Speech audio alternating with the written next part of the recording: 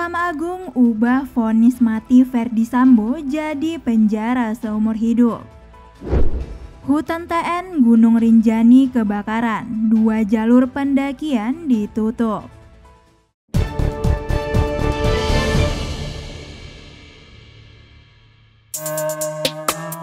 Mahkamah Agung atau MA menerima permohonan kasasi Ferdy Sambo soal hukumannya dalam kasus pembunuhan Brigadir Nofriansyah Joshua Huta Barat. Dengan diterimanya kasasi Ferdy Sambo, hukuman mati yang sebelumnya diputus oleh pengadilan kini berubah jadi penjara seumur hidup. Sebelumnya, Ferdy Sambo mengajukan banding atas vonis mati yang dijatuhkan oleh PN Jakarta Selatan. Namun, Pengadilan Tinggi DKI Jakarta menguatkan putusan hukuman mati. Oleh karenanya, suami Putri Chandrawati ini pun mengajukan permohonan kasasi ke Mahkamah Agung. Hasil putusan kasasi oleh MA dimohon oleh Ferdy Sambo ini pun mendapat tanggapan dari warganet. Warganet heran dengan diterimanya permohonan kasasi Ferdy Sambo itu. Ada pula warganet yang mengaku sudah tidak kaget dengan hasil putusan kasasi Ferdy Sambo penjara seumur hidup. Ada pula yang menyebut hasil putusan MA yang menerima permohonan kasasi Ferdy Sambo itu tak masuk akal. Dari keputusan penjara seumur hidup itu, warganet menerka-nerka. Mengutip kanal news liputan6.com, Mahkamah Agung atau MA telah selesai melaksanakan sidang kasasi vonis pidana mati yang diajukan oleh Ferdy Sambo, terpidana kasus pembunuhan berencana Nofriansyah Joshua Huta Barat alias Brigadir J. Hasilnya, majelis hakim memutuskan hukuman atas terpidana menjadi seumur hidup. Sebelumnya, Mahkamah Agung telah menerima berkas kasasi Ferdy Sambo, terdakwa kasus pembunuhan berencana Nofriansyah Joshua Huta Barat alias Brigadir J. Hal itu merupakan langkah lain untuk lepas dari jerat hukuman mati. Juru bicara MA, Suharto, membenarkan pihaknya telah menerima berkas kasasi dari Ferdy Sambo. Sejauh ini, tim sudah mempelajari atas kelengkapan berkas perkara tersebut. Menurut Suharto, pihaknya sedang melakukan proses registrasi kasasi kasus Ferdy Sambo untuk kemudian diselenggarakan persidangan. Setelahnya, MA akan mengusulkan usul edar untuk perkara tersebut. Kepala Biro Hukum dan Humas Mahkamah Agung Republik Indonesia, Sobandi, menyebutkan bahwa putusan MA yang mengabulkan kasasi terdakwa pembunuhan berencana Brigadir Nofriansyah Joshua Huta Barat, Ferdy Sambo, sudah inkrah. Dengan demikian, hukuman pidana penjara seumur hidup terhadap mantan Kepala Divisi Profesi dan Pengamanan Polri itu telah berkekuatan hukum tetap. Kendati telah inkrah, Sobandi menyebut terdakwa Ferdy Sambo masih bisa menempuh upaya hukum luar biasa melalui peninjauan kembali atau PK.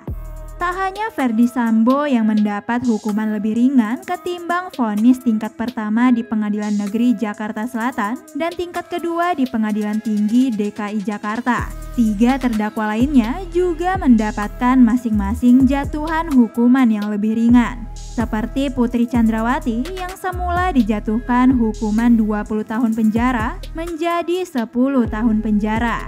Ricky Rizal sebelumnya dijatuhi hukuman 13 tahun menjadi pidana penjara 8 tahun. Dan Kuat Ma'ruf semula dijatuhkan hukuman 15 tahun penjara menjadi 10 tahun saja.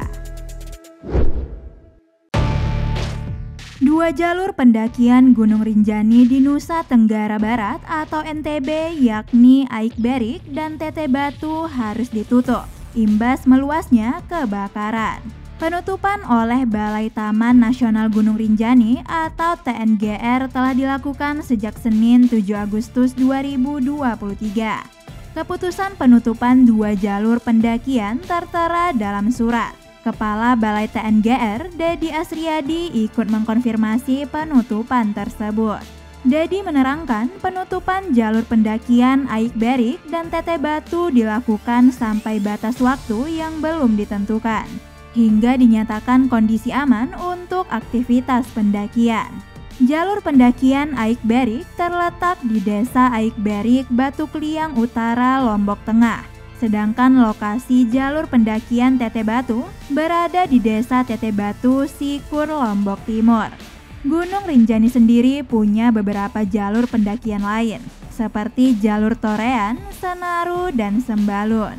Kepala Seksi Pengelolaan Taman Nasional Wilayah 1 Balai TNGR Dwi Pangestu menyebut penutupan 2 jalur pendakian itu khusus bagi wisatawan yang akan mengunjungi Gunung Rinjani. Menurut Dwi Pangestu, sampai Senin 7 Agustus 2023 malam, petugas gabungan dari Balai TNGR, polisi, dan tentara masih berupaya memadamkan kebakaran di Gunung Rinjani. Tim gabungan itu terdiri dari 3 kelompok dengan 18 personil. Tim gabungan tersebut masih menggunakan peralatan seadanya untuk memadamkan si jago merah di titik yang bisa dijangkau. Dwi Pangestu mengaku api sendiri masih sulit untuk dipadamkan karena angin kencang yang berhembus. Selain itu, titik api di jalur pendakian Gunung Rinjani juga bertambah. Awalnya hanya ada 4 titik api, tapi belakangan muncul titik api baru di jalur pendakian Teteh Batu. Berdasarkan hasil pantauan kamera pengawas atau CCTV, api juga terus menjalar sampai ke sisi kiri dan kanan jalur pendakian di Aik Berik dengan ketinggian 2.400 meter di atas permukaan air laut.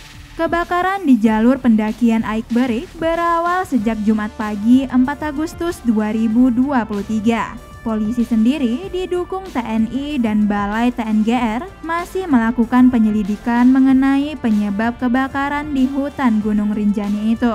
Polres Lombok Tengah juga telah melakukan olah tempat kejadian perkara. Dwi menyatakan tak menutup kemungkinan kebakaran disebabkan oleh kelalaian manusia.